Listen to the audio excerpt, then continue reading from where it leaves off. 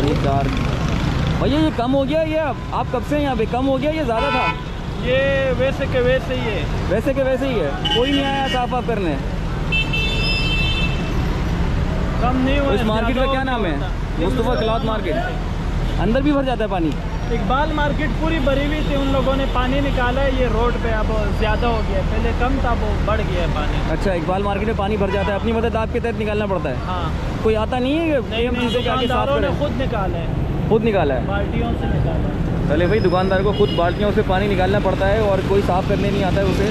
तो सूरत हाल इस वक्त ये है कि मैं बिल्कुल मेन रोड पर अगर आपको खड़े होकर दिखाऊँ तो ऐसा लग रहा होता है कि भाई बारिश हुई है, कोई सैलाबी सूरत हाल है, पर इस तरह का नहीं है। बस अब आगे की तरफ चलते हैं। तो मैं अपनी बाइक पे बैठ चुका हूँ। ख़तरनाक तरीके से यहाँ से लोग